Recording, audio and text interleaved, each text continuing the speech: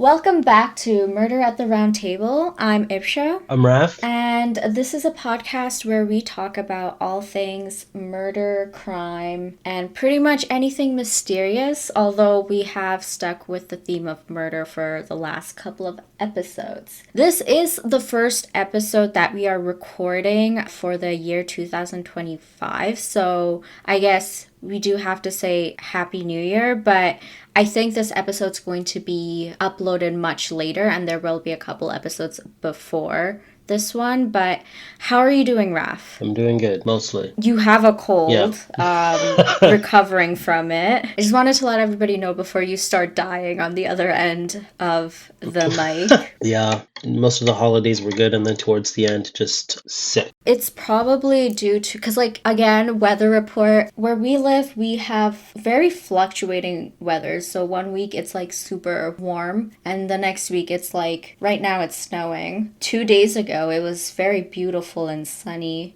People were wearing shorts in my neighborhood, so there's that. But now it's very ugly outside. Yeah, weather can't make up its mind, but that's pretty typical. I feel like that's kind of typical everywhere. Yeah, we've talked about the weather every single episode last year.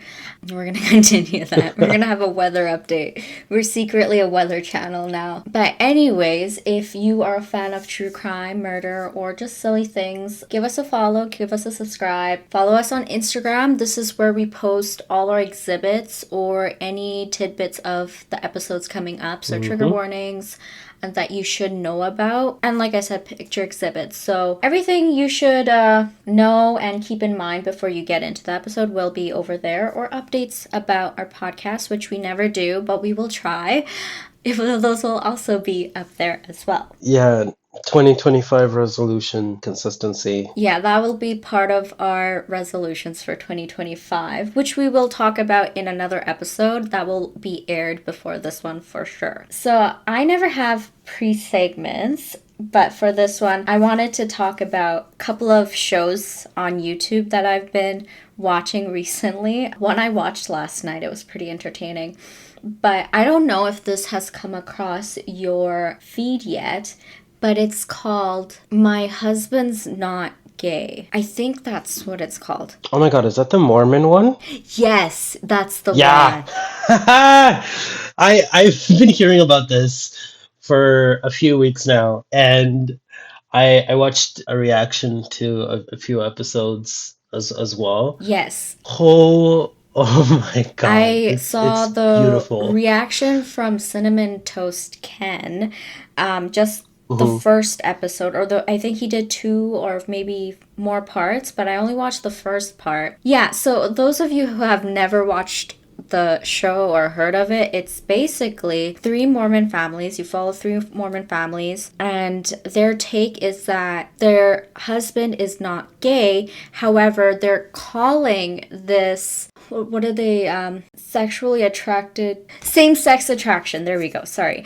So that's what they're calling it as, I think, and so they're not gay, but they have same-sex attraction. So yeah, I watched the first episode of that, and it's so funny because nothing makes sense.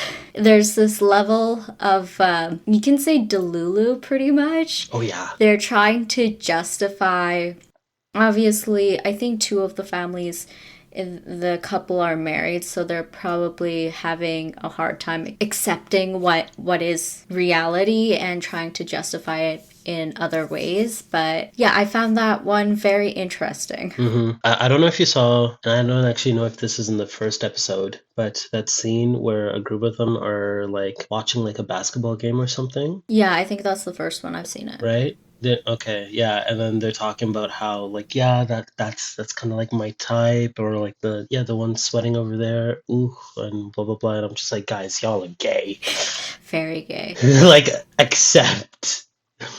Oh man, I thought it was a joke the first time I heard about it. Yeah, I think the reaction that I was watching from, they were also saying this has to be a joke. Yeah. But no. And I actually watched it on the Kenny JD channel. Okay. Yeah, that's how I came across it. And so the next one, I was watching it last night. It's so funny.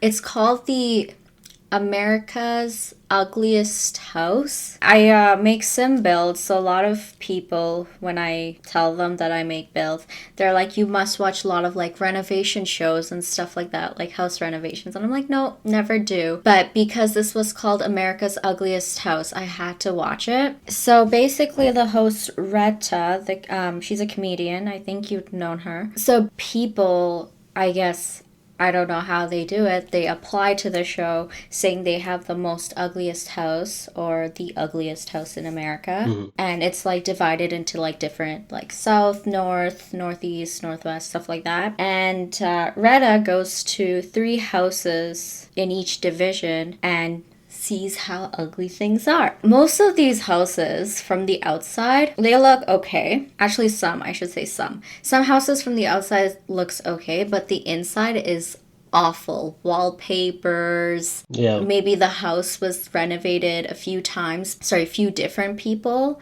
So instead of like renovating it as one whole thing, it's just 3 different add-ons of the house. So one part of the house looks like one thing, the other part of the house looks like another thing, and so on and so forth. I remember this one house, it was so out of theme. Like you have most neighborhoods have like a theme. All the houses look similar. This house, it was all cylinders. It was so out of like character for the neighborhood. All cylinders. Like, Yeah, like it's cylinders. They had literal cylinders there. My cup's a cylinder, but basically they called it the paper towel roll house or something like that. It was so bad. And because it's cylinders, like the bedroom is a cylinder shape, so it's circular. And so from to get to the bedroom to the closet, you have to go down the stairs into the common room, up a different stairs, and there's the closet. So it's just shenanigans like that, but I thought that show was really funny. yeah, I'm trying to Google it right now. Okay, yeah, do. It's so funny. We need to watch it together. Oh, I'm not seeing it. Okay, afterwards, like, send me a link. Oh, sorry. It's called Ugliest House in America. Oh, okay. Ugliest house in America, and the name of the house is the toilet paper roll house. I think it's called Paper Towel. I don't think you'll find it if you do it by that. We'll just watch the episode All right, together. sounds good. The last one is on YouTube. Like they get a lot of like content creators and YouTubers to come on the show and try different foods out and react to the taste and flavor, and there's like different games set up with that. So one of them that they did is they tried the last meals of death row inmates. In some of the episodes, they just give the food and it's kind of like a blind test to see what they thought the person who ordered the last meal did. And I thought this was interesting because like there's one episode where there's one content creator based off of like what was ordered, he was like, you know what, I think this is what they did because they like this type of food.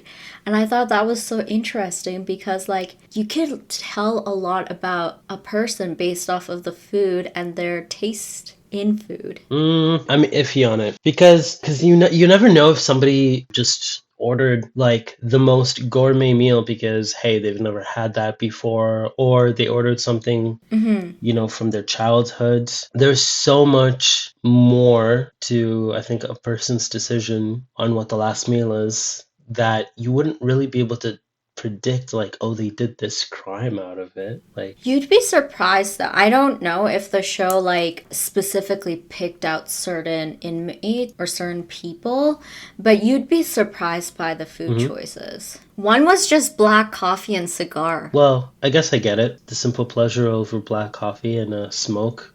And a smoke. That was the last meal. Any shows that you'd like for us to check out together? Or for the people, our listeners, to check out together? Let me see. What am I watching right now? Because I really got into gaming, actually. I haven't really been watching as much. Oh, I am making my way through From right now. Yeah. That would be a show that would be kind of up our alley, I think. Mm-hmm. And the premise is you have this. It's kind of like a mystery, like kind of thriller show. You have this city that everyone gets kind of sucked into. You can't leave. It's like on a loop. Every time you walk in one direction, you come out on the other direction. And at night, you're hunted by these Skinwalkers. creatures that look like people up until, you let them into your house. Then they change. Oh Skinwalkers. man. Yeah, we don't really know like what they are yet, but like Mm-hmm. during the day you're safe, you can roam around, you can live the existence that they have at the town, but at night you have to be in, you have to have like this talisman up on your door, and then they kind of like knock around the house trying to get in. This is a show? Yeah. Okay. I'm in this Facebook group. It's called Cozy Games.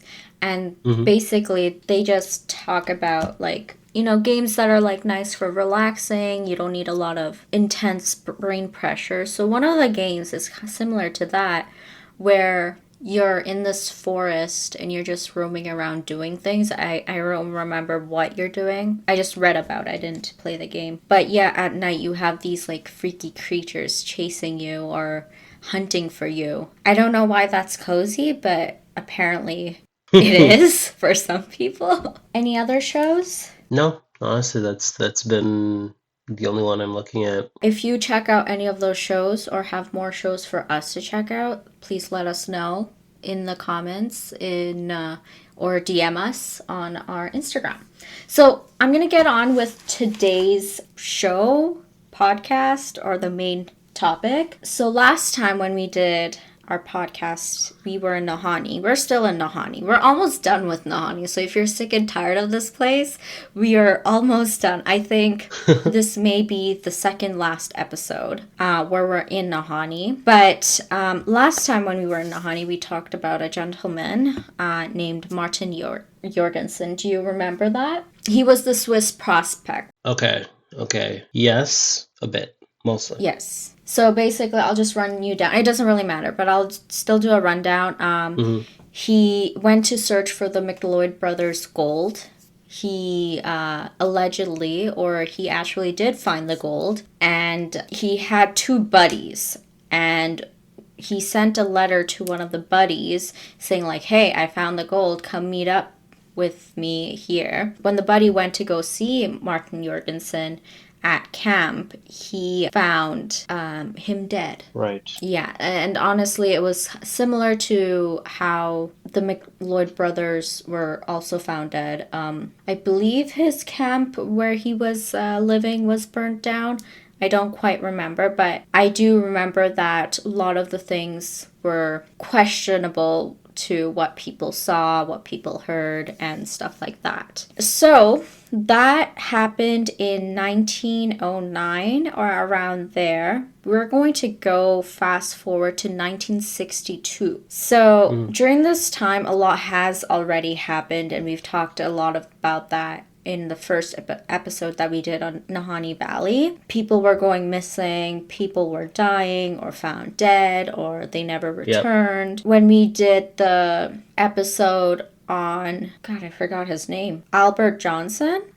So Albert Johnson, we find out that the government, the RCMP at this point, has taken over much of the northern region because they didn't want people who are coming from southern USA to look for gold to go so far up north that they're dying or they need help getting back. And the upper northern region of Canada is quite dangerous to go to, and the RCMP didn't want to risk their staff members to go all the way up there. But they didn't want people who were not accounted for to go up there as well. Fast forward to 1962, we're going to talk about a gentleman named Angus Mackenzie. And before I do talk about him, I'm going to give the trigger warnings, as I always do. It's an unsolved case. There could be potential murder. There's mental health, suicide, starvation, all of these things. If any of these triggers anybody, please take care of yourself and determine if you want to listen to this right now or maybe at a better time. But if you do decide to stick around, please listen with care. My sources are the audiobook for Legends of Nahanni by Hammerson Peters, and there are various of other websites used.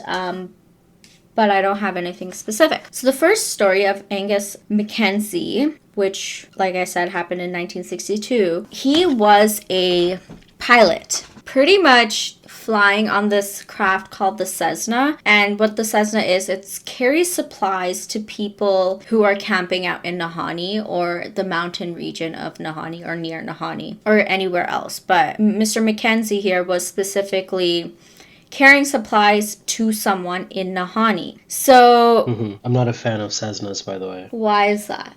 They are tiny, they're very rocky in terms of like when they're in turbulence, and I get motion sick pretty easy. Well, that may explain this story. Oh, Although this happened in 1962, and I'm hoping and assuming that the Cessna aircrafts have been better built a little bit, but it'll help explain what's going on. okay. So he's out carrying all these supplies, and somewhere in the Nahanni, he crashed. It wasn't a bad crash. He was a pretty expert pilot.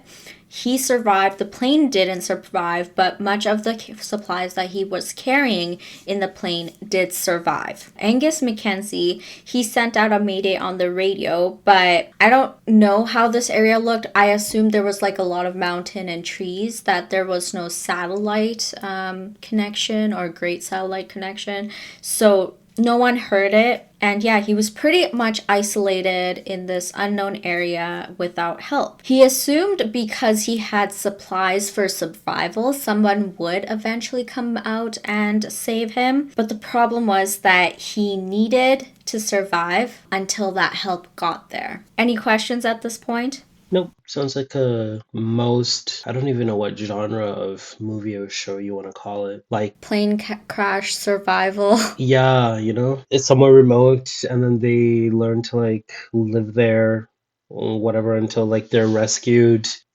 There was actually a popular one on Netflix recently that I can't put my. Oh, it was about like that sports team. Yeah, the snow one. Yeah, that's a very famous one as well. Yeah, that, and if you ever watch Yellow Jackets, sorry for the tangent, but Yellow Jackets it's really good.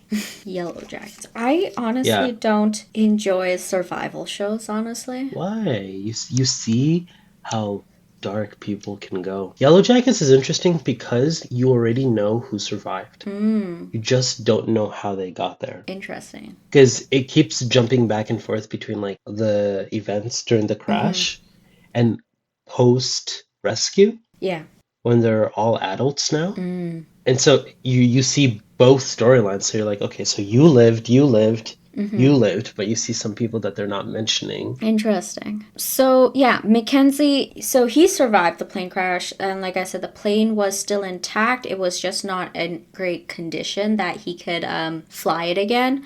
And the great thing is, like, the resources and the supplies that was on the plane, they were still good, so he could use those to survive for until help arrives. He was a veteran pilot, so surviving wasn't an issue. And there's reports that he has read very many books and has done research on how to survive on a isolated island or situation such as this, which may have foreshadowed his life. But do you think it's relevant for like pilots and like travelers to do that kind of work ahead of time, to research and read about surviving the wilderness? Yeah. Yeah. I don't go as far as doing research necessarily myself. I just watch shows about survival because, you fly a lot. And sometimes, most times, you fly over very remote regions, especially if you're going international. It only takes like a day not being your day and something going on with the aircraft for you to find yourself all of a sudden, oh, I have to survive in the Arctic, or oh no, I'm in the middle of some forest, or I'm in the middle of the ocean. Middle of the ocean. Yeah. The international flights that I've took is mainly water.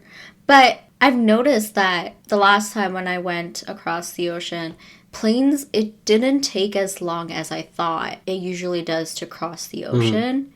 Because I remember when I was little, it used to take forever, but that could have just been my tiny mind and my impatient self. Angus Mackenzie was confident that someone would come for him, but because like he was a veteran pilot, obviously he's employed with someone, and then he has all these supplies that generally it would go to someone, but obviously he couldn't deliver it. So they would probably send a complaint to someone or some sort of message saying, like, hey, we didn't get supplies, and there would be a search party after Mackenzie. It's been said that because he was such a pro and experienced pilot that the crash itself was odd, and I think your opinion and thoughts about the Cessna itself kind of explain why the crash may have happened. Do you know? And then, not No. necessarily, because even the most experienced pilot with one of those planes would Mm-hmm. still have like the same issues. It's just, it's very small, it's very light, and it's very susceptible to turbulence. Do you think, as far as our knowledge of Nahanni and the fact that there may be such like mountain area, trees, forest, and probably like climate change and like wind and stuff, do you think that could have been the reason why the Cessna crashed?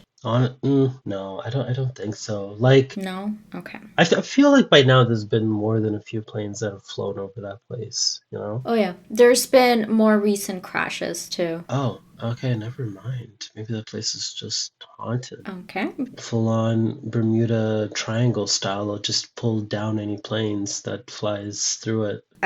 Well, I wasn't gonna tell you this, but the last episode that I was gonna do, which is not the next one, but maybe the next one or the one after, we're just gonna go into conspiracy theories about this place. So yeah, I was gonna bring up the Bermuda in that episode, Oh, okay. but not this one. I think you're gonna enjoy that. I got some good ones.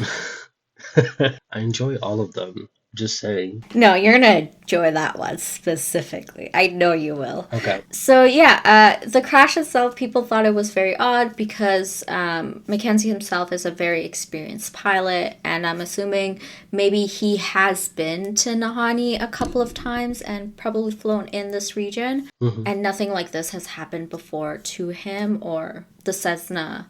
Not maybe that aircraft or any of the other Cessna aircrafts that he's flown before. So eventually, rescue did happen, but they were not able to find him. And protocols for pilot in this case of crashes are to give the general location of the area, but the signals are iffy in the mountain area that Mackenzie's signals may have not worked at all. Even when we went to the mountains in the summer, there were certain areas where like there was no cell service. Oh, I don't know if you were at all looking at your phones, yeah. but it's a common thing. Yeah, it's a very common thing to happen. I don't know why, but sometimes even in the city, I have zero cell service. Here's a hint: we don't live in a mountain area. Forest, maybe, but it's not as thick that we would lose cell connection. Here's my question. Why didn't he have a satellite phone? Um, I don't know if he did or didn't. Oh, actually, he might not have had it. Oh, because the time. Regardless, I mean, if he's Yeah. experienced, if he's an experienced pilot, I think he did. It might have not worked. And we'll come back to our episode on conspiracies. Yeah, because Telstar 1 launched in 1962 and was the first the satellite relayed the first phone calls, television images, telegraph images through space. Mm-hmm. Yeah, so they might not have had that. What year did the first satellite phone come out? Oh, 1998. Never mind. He did not have that. Yeah, definitely didn't have it. Okay. Okay, so rescue did know the general path that Agnes was taking. The only issue was they had no idea the exact location he was when the plane crashed. And as far as we know, Nahanni Valley is super huge. Not just the valley, the Nahanni itself is quite big. So you're right, the Cessna is extremely small because my next note, it says the plane that Mackenzie took, it was too small for the rescue team to spot. And obviously, if Nahanni, and I'm assuming Nahanni is very foresty, it's thick forest and mountain, you wouldn't be able to see a small plane in a thick forest. Mm-hmm. I don't have pictures with this one, but I'm assuming like the plane wasn't neon, so colors wouldn't work here either. So after some time, the rescue was put off and Mackenzie was left on the mountainside. He was determined to survive. He was able to live off of the rations, the resources, and the supplies that he had on the plane. Around August, 7 months after the plane crashed, another plane did spot Mackenzie's crash site, and they did report that to the local search and rescue. They did respond quickly in hopes to find Angus. They were confident that he did survive, which he had for a really long time. When the search and rescue got to the site, Angus was no longer there. Any questions? Well, he started tracking away from that. He was probably running low on resources. Yeah, you're right.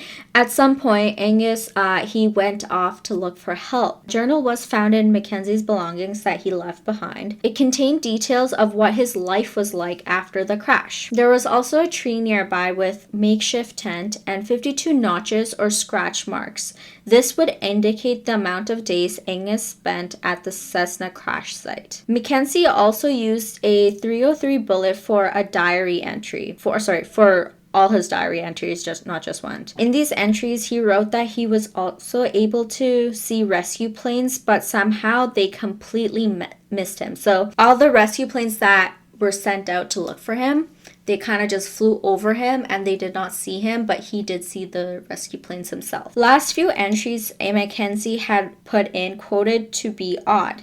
He claimed he heard and saw things that were never really there. Voices would drift up the mountainside and be carried over to his ears while he slept. He could see shadows behind rocks or figures disappearing off the cliffs, and outlines of monstrous creatures would lurk in the darkness. So what do you think? Mm-hmm. My question is, why didn't he start a fire? Maybe he did. You're surrounded by trees, I think he did because there would be no source. I don't specifically say in the research, but I would assume that someone did because like there would be no source of light. If this is a thick forest area, there would be very little light, just sunlight during the day. No, sorry, no. I mean like a big, big fire with like a lot of smoke just for like a Oh, like signal. Yeah. just burn it down. If the issue is all these like rescue planes were like flying by and whatever, and they were always flying above him, at that point, I don't know. I'd be looking to just start a forest fire. I know it's not ethical. I get that, but I am in the middle of nowhere.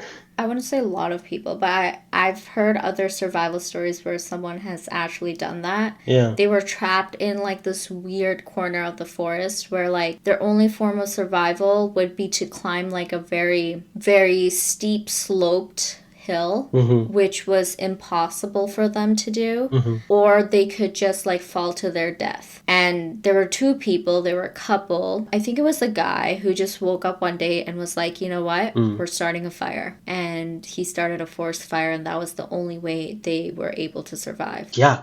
Start a fire. The catch is be healthy enough to run away from said fire once you start it, because it's gonna spread fast, but people will see it. That's my survival take. Start a fire. Yeah.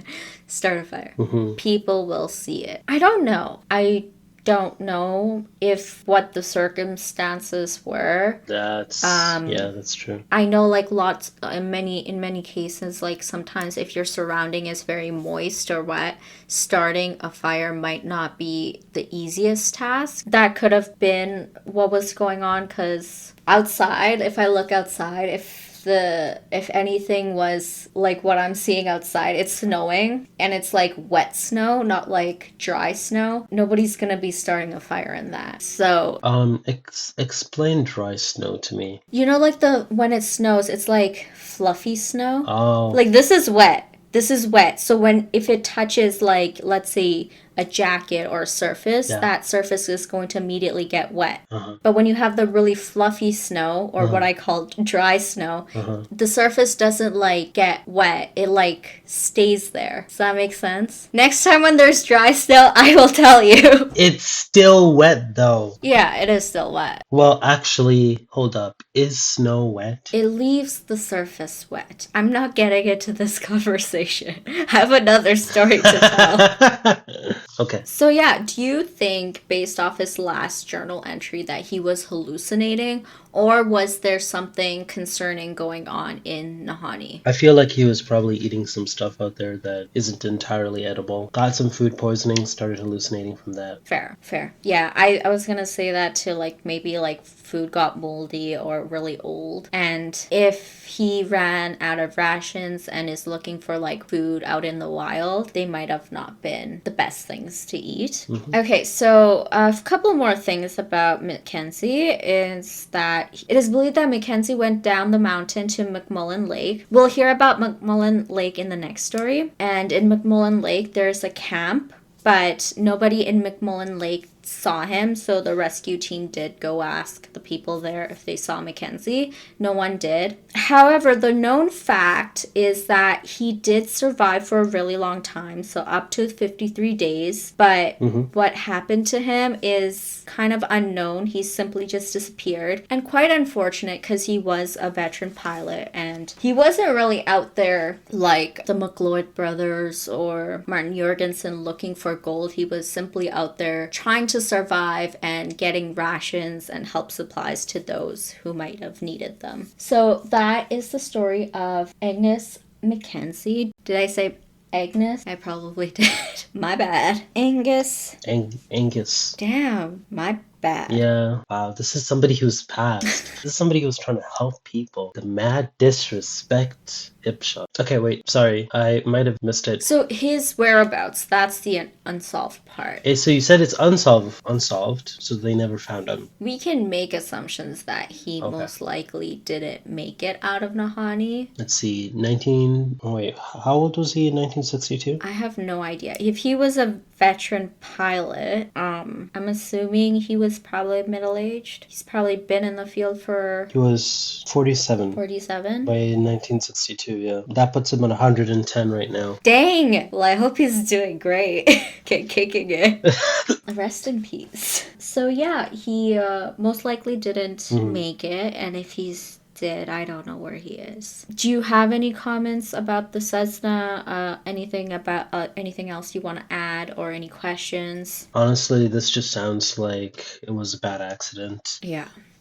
You know, it was an accident. He couldn't be found. He survived for a while. Don't know for how long. And ate some stuff. Started seeing things. Some hallucinations. Discovered the secrets of Nahanni and then passed away. Pretty much. Okay. So this last story for today is called Suicide Cabin. I think this happened before Agnes Mackenzie.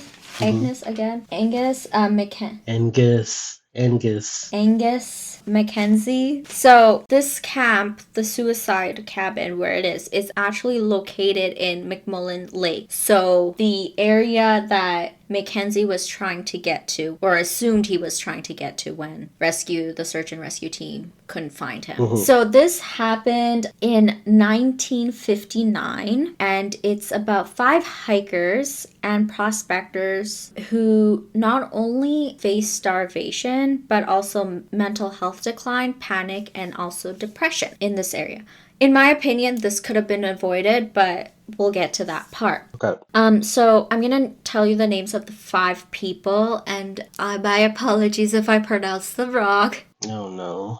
So we have Alex Messakinen, Orful Webb, Thomas Pappas, Dean Roswell, and John Richardson. From here on, I will be using their last names only, except for Alex. So... Wait, so Alex, Orful, Thomas, Dean, sorry. Yes, Alex, Orful, Thomas, Dean, and John. Yes, 5 people. Okay. Yeah, why not just use the first names? Sure, that works too. So they set up camp in McMullen Lake. They were all prospectors, and they were hoping to find some gold up there or some good stuff. So like they were out there hunting. So how this works and I could be wrong. I don't think they hiked, or maybe they did do a hike because they had an entire team of dogs and sleds full of goods to get through their winter. So I was gonna say that I don't think they did a hike or like a travel thing that the McLeod brothers did with like a dog team, sled, and stuff.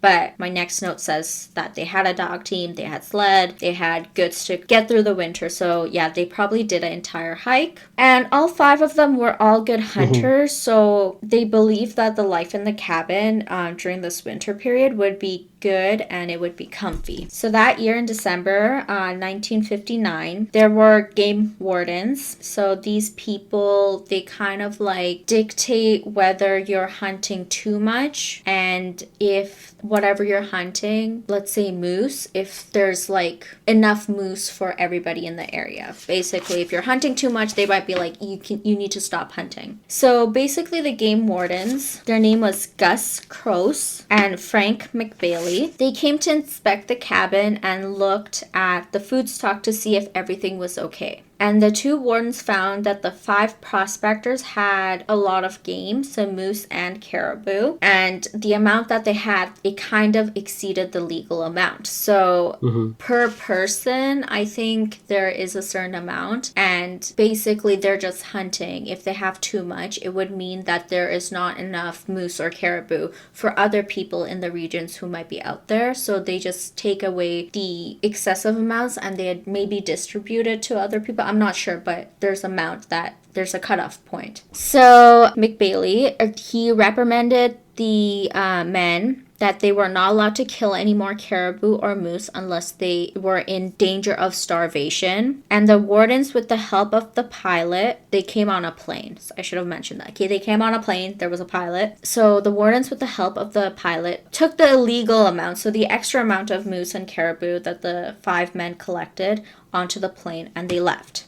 And then the wardens informed a constable at Fort Liard, Constable Bailey, of the seized meat. So Constable Vicky wanted to do a thorough investigation. So the very next day, after the wardens reported the incident, he flew back to McMullen Lakes at Starvation Cabin. It wasn't called Starvation Cabin back then, but it got the name later. But they went back to do an investigation and check that the men weren't hunting, and if they wanted to come back to civilization before the winter started, they had that option to do so. Yeah. Any questions? So you said Constable Vicky. Yeah, so there was a constable at Fort Liard, and when the wardens came back to Fort Liard, they had to give that seized meat off to the constable or whoever the authority was at that fort. So it was Constable Vicky. And I guess Constable Vicky had this responsibility to check on these men to make sure that they did actually have enough food to survive the winter, and give them the option if the 5 men wanted to come back to civilization before the winter. So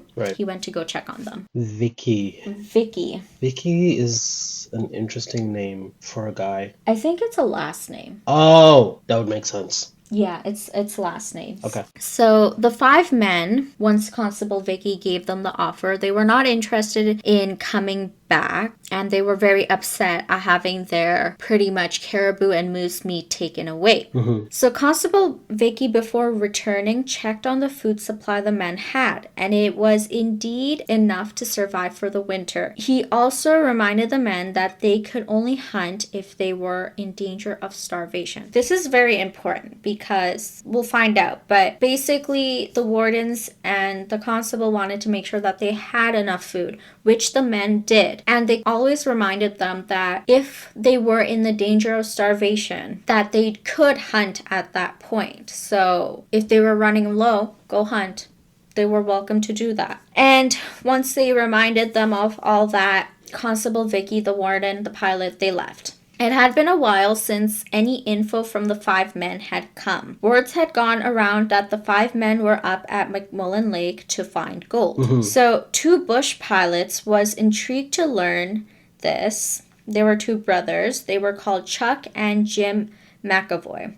They flew out in May to see how the five men were doing and probably find out if they had found any gold. But they flew low and near the camp in hopes to spot the men. However, all they found was a message on the snow that said SOS. The brothers immediately landed the plane and short distance away walked over to see an eerie cabin. They slowly opened the door, scared, probably. They found two men on the floor, Dean Roswell and John Richardson. Both were extremely weak and malnourished and barely able to stand. Both needed a lot of help walking back to the brothers' plane. While they were going to the plane, the two men recalled what happened. Here's what they said. Back in January, the five men were supposed to get a shipment of supplies, but it never actually showed up. With it being winter, hunting also became difficult. So they started rationing the few supplies of food that they had, but it was not enough. They started to go hungry and food was very difficult to find. The hunger was not only affecting their physical health, but also their mental health. Once their food supply ran out, so like the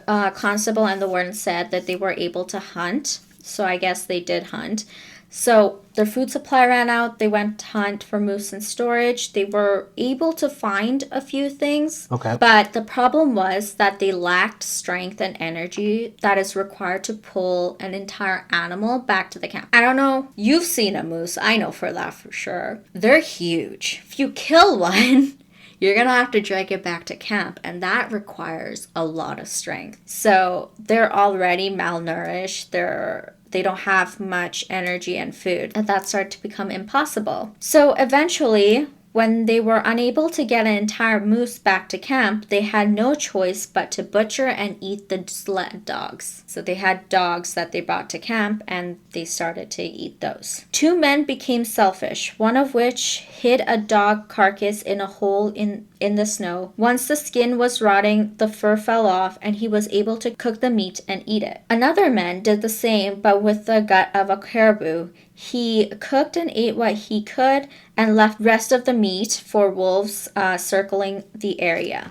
So it got pretty dark. So Alex, he was the worst. Alex attempted ice fishing, however, he failed to do so. He returned to the cabin and he grabbed a camera, glasses, and a backpack or a packed kind of like a sack. He told the rest he was going to look for wire so he can make a trap with it. But the thing is, Alex told that he was going to go look for wire. The problem is that there is no convenience store or hardware store nearby. They're in the middle of nowhere. And if there was, I think getting help would have been a lot easier. So where he was going to go find this wire, nobody really knew, and neither did they care.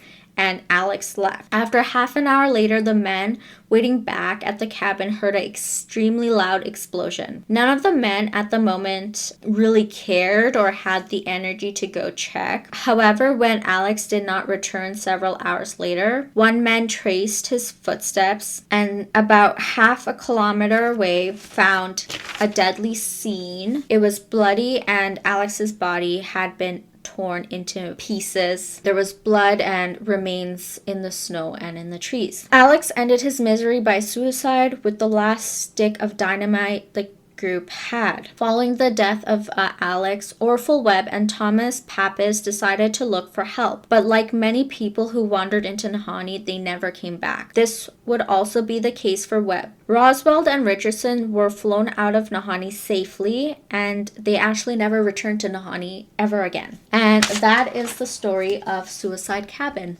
Okay. Don't eat rotting meat. Rule number one. No. Just don't do it. Yeah. Like, don't do it. Although, I'm wondering, like, how quickly the rotten process occurred because they're in snow, right? it did rot, and even after it rotted, they were cooking it. It did rot eventually. Right. Trying to take pieces off, but still, it's rotting. Survival, man. Just because, like, you can cut off the pieces you see doesn't mean that it's connected to a piece of meat that's... It's rotting. If you cut off the piece that you see the rot on, but then doesn't mean like the rest of your food isn't like infected already. That's fair. So why did the supplies not arrive? Did somebody get in the way of that to kind of mess with them? I don't think it was to mess with them. I think a good example would be like what happened to Mackenzie. Hmm. Plane crashed. Maybe it was just impossible to get to that area. But a plane did eventually get there. Yeah, a plane later on. So two brothers who was curious to know what the five were up to or if they had found gold. Hmm. The five were out there looking for gold. They did find him, or they did find the five, or and the cabin. But What if it was their responsibility to send them supplies and they decided to postpone the trip? So they were like, maybe we can kill them off and then anything that they found we can just take and keep for ourselves. I don't know. I didn't read about whether they were bush pilots, so I don't know if they were. Like if they would have done supply runs? Yeah, I don't think they were in charge of supply runs. What are bush pilots? Let's Google it. What are bush pilots? Pilot to fly small aircraft in remote areas where commercial airlines don't fly, meaning they could do supply runs. The thing that I feel like is the difference of doing the pilots that do supply runs and then bush pilots, Hmm. is that bush pilots are kind of there for more of an entertainment purpose. Kind of like a hobby kind of thing to like, What? That's not the definition though. because it doesn't say in any of the things that they would be carrying. Typically work for small companies that offer scheduled and charter services to isolated communities without roads or railways. The primary responsibility is to transport passengers and cargo safely from one location to another. Okay, maybe I'm wrong. But yeah, in my research, it didn't really say that these two brothers were in charge of storage runs, Hmm. but they could have been. Hmm. Yes, so that's pretty much it. Okay, so we could put chalk to these to just bad accidents. Mm-hmm. They happened at roughly the same time. Yeah, around the same time, there was a little bit of gap. What is weird to me is that there was a possibility that Mackenzie was trying to get to this cabin. Hmm. And then, so the five men going and their incident happened before Mackenzie's incident. Hmm. And Mackenzie was trying to get to the area where this had occurred. So, yeah, there's a little bit of a curse. Maybe not a curse, but being in this area is like saying that there is low survival chances. However, when Mackenzie's incident did happen, there was people at McMullen Lake camping out. Okay. And at the beginning of the episode, I did say that there has been more recent crashes, plane crashes in Nahanni, Hmm. but I think the earliest or the latest one I saw was in 2018. Still pretty recent. Pretty recent, yeah. All right, so yeah, that is it for me. Your episode is next. You wanna give us a little heads up about? No, Nah, that's just gonna be a surprise. surprise. Yeah. Hitting us with those surprises. That'll be good though. I guess in that case, just say thank you, Upsha, for taking us through both of those. It's good to hear that we're almost done with Nahani. Raph can finally breathe. It's a long one, but It's a long one. it's a pretty big case as well. So it's kind of nice to like unpeel the layers bit by Mm-hmm. bit and kind of go from there. All right, and thank you to everybody who's come, who's listened, who's commented, liked, engaged, and all that fun stuff. Please continue to follow us on our socials and come back for more. And I guess with that, we will see you around. Bye. Bye.